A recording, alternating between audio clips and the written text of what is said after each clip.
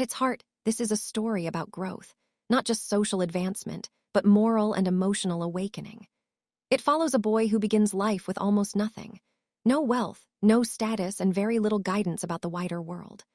Through a series of unexpected encounters, secret benefactors, painful misunderstandings, and hard-earned lessons, he is pulled upward into society and forced to confront what success truly means.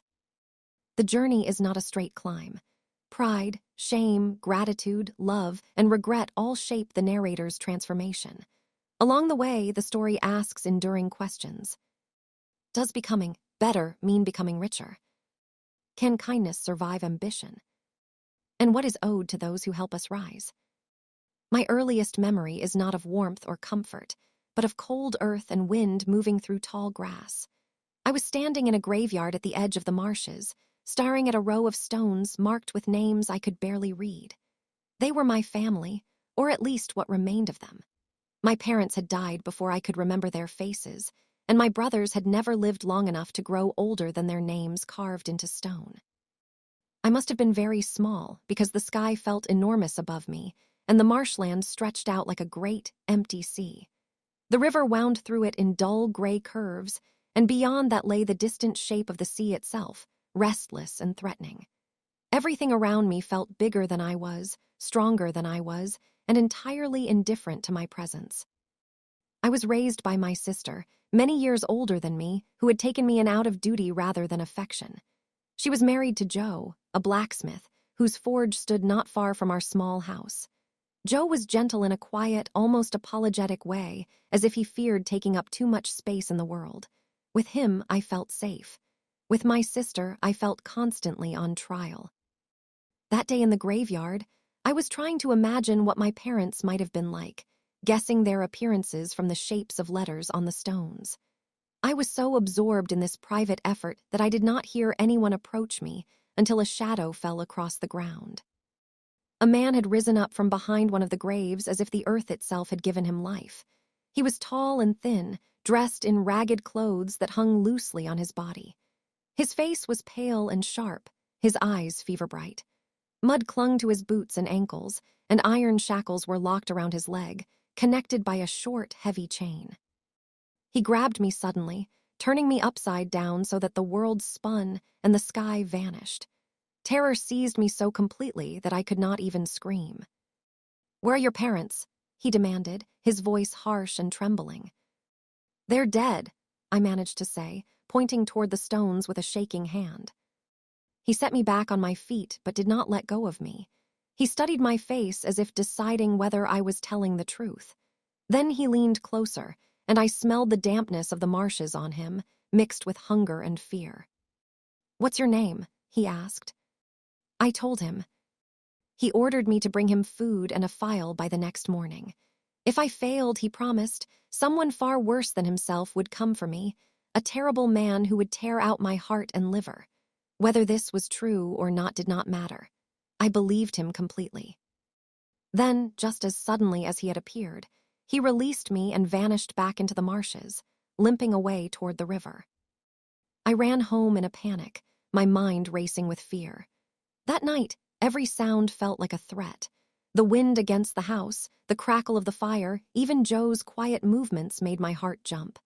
At dinner, my sister spoke sharply as usual, unaware that I was sitting at the table carrying a secret so heavy it made it hard to breathe. Before dawn, I crept from the house and stole what I could: bread, meat, and a small file from Joe's forge. My hands shook as I carried them back across the marshes, expecting at any moment to be seized by soldiers or monsters, or the man himself. I found him where I expected, crouched and shivering. When I gave him the food, he ate like someone who feared it might vanish before reaching his mouth. He took the file and worked at the iron on his leg with desperate focus, though it cut his skin and made him bleed. I watched him with a strange mixture of fear and pity. He was frightening, yes, but he was also helpless in a way I had never seen before. Before I left, he thanked me, not kindly, but with a seriousness that stayed with me long after I returned home. Later that morning, soldiers came to the forge, searching for escaped prisoners. Joe was asked to repair their chains. As I watched, my heart hammered in my chest, certain that my secret would somehow be discovered. But nothing was said. The man from the marshes was captured soon after, along with another escapee. I learned then that the other man was the one he had truly feared. Life returned to its usual pattern, but I did not. Something had shifted inside me. I had seen fear in a grown man's eyes, and I had helped him. It was the first time I understood that the world was larger and more complicated than the narrow path between our house and the forge. Not long after, another force entered my life, one that would pull me not toward the marshes, but toward a very different future altogether. The next great change in my life arrived quietly, carried not by fear, but by curiosity. It came in the form of a message delivered one afternoon while I was at the forge with Joe. A woman had arrived from a large house on the edge of town, a place everyone spoke of in lowered voices. She said that I was wanted there to play. The house belonged to Miss Havisham. No one explained why I had been chosen, and I was too young to question it. My sister was immediately pleased by the invitation, seeing it as proof that I might be useful for something better than hammering iron for the rest of my life. Joe, as always, wished me luck with a smile that tried to hide his unease. When I first approached Miss Havisham's house, I felt as though I were crossing into a different world. The gates were heavy and rusted, the garden wild and overgrown, as if time itself had abandoned the place. Inside, the air was dim and still. Curtains blocked out the sunlight, and dust lay thick on every surface. Miss Havisham herself sat in a room frozen in a single moment. She was dressed in an old wedding gown, yellowed with age. Her hair was white, her face sharp and ghost-like. Around her were the remains of a wedding feast, cake, silverware, decorations, all left to rot where they had been placed decades earlier. She looked at me as though I were an object, rather than a child. "Play," she said simply. That was when I met Estella. She was close to my age, but everything about her seemed sharper, more polished. Her clothes were fine, her posture confident, her expression cool and distant. She looked at me not with curiosity, but with contempt. She led me through the house, pointing out my rough boots, my thick hands, my awkward way of speaking. Every word landed like a blow. I had never thought much about myself before, about how I looked or how I sounded, but suddenly I was painfully aware of every flaw. We played cards under Miss Havisham's watchful eye. Estella mocked me openly, and Miss Havisham seemed to enjoy it, encouraging her cruelty with soft laughter. When I finally left that evening, my head was full of confusion and shame. I cried on the way home, not because Estella had been unkind, but because she had shown me something I had never known, that there were people in the world who were better than me, or at least, who seemed to be. From that day on, I returned to the house regularly. Each visit deepened my discomfort and fascination. Miss Havisham questioned me endlessly about my life, my work, my thoughts. Estella continued to treat me as something beneath her notice, yet I found myself desperate for her approval. Slowly, without realizing it, I began to feel ashamed of Joe, ashamed of the forge, ashamed of the simple life I had once accepted without question. I saw everything through Estella's eyes, and nothing I saw pleased me. Then, just as suddenly as these visits had begun, they ended. Miss Havisham announced that I was to stop coming. No explanation was given. I was sent back to my old life, but I no longer fit comfortably inside it. Not long after, my sister was violently attacked by an unknown assailant and left unable to speak or care for herself. The house grew quieter, heavier.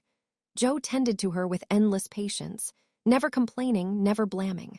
Watching him, I felt both gratitude and guilt, emotions I did not yet know how to face. Eventually, it was decided that I would be apprenticed to Joe as a blacksmith. This was meant to be my future, solid and unchanging. But inside me, something rebelled against the idea. Every strike of the hammer reminded me of Estella's voice, of Miss Havisham's darkened room, of a world that seemed just out of reach. I had learned to want something more. And wanting, I would soon discover, could be far more painful than having nothing at all. I tried to settle into my apprenticeship with Joe, telling myself that this was the life meant for me. The forge was familiar, its rhythms steady and predictable. The heat of the fire, the ringing of metal, the smell of coal, all of it had once felt comforting. Now it felt like a reminder of what I could not escape. Joe never treated me differently. He spoke to me with the same kindness he always had, never mentioning my restlessness, never accusing me of ingratitude. That made my growing dissatisfaction feel even worse. I began to see my own thoughts as disloyal, though I could not force them away. Then, one evening, a visitor arrived who seemed to carry the promise of another life entirely. He introduced himself as a lawyer from London, dressed neatly and speaking with confidence. His name was Jaggers. He announced that I had great expectations. An unknown benefactor had decided to support me, to provide me with money and education, and to make me into a gentleman. The news struck me like a blow. I could barely understand it. Someone, somewhere, believed I was worth reshaping. There were conditions. I was not to know the identity of my benefactor. I was to leave the forge and go to London, where my education would begin. I was to use a new allowance wisely and learn how to live as a gentleman. And most importantly, I was never to ask questions about where the money came from. Everyone assumed the same thing, though no one said it outright. Miss Havisham must be responsible. Who else would care to lift me out of my life and place me into another? I said goodbye to Joe the next morning.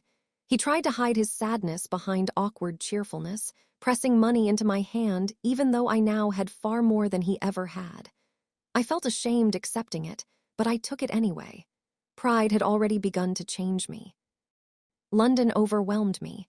It was vast, noisy, and crowded with people who seemed to know exactly where they were going. I was placed in lodgings with a young man named Herbert, who quickly became my closest friend. He was kind, optimistic, and often impractical, but he made the city feel less hostile. I began lessons in manners, speech, and behavior. I bought fine clothes. I learned how to move through rooms without looking lost. On the surface, I was becoming what I had once admired from afar. Yet inside, I was unsettled. The more I gained, the more I felt removed from who I had been. I avoided thinking about Joe and the forge, as if remembering them might pull me backward. When Joe visited London once, his simple manners embarrassed me. I saw him through the eyes I had borrowed from others, and I hated myself for it even as I failed to stop. Through all of this, Estella remained the center of my thoughts. I visited Miss Havisham when I could, always hopping to see her. She was more beautiful than ever, more distant, and no kinder. She warned me that she had been raised to break hearts, including mine. I heard her words but chose not to believe them. I told myself that everything I was becoming, every lesson, every change, was for her. The truth, however, was already beginning to form beneath the surface. I was not being shaped by love, but by expectation. And expectations, once raised, have a way of demanding payment.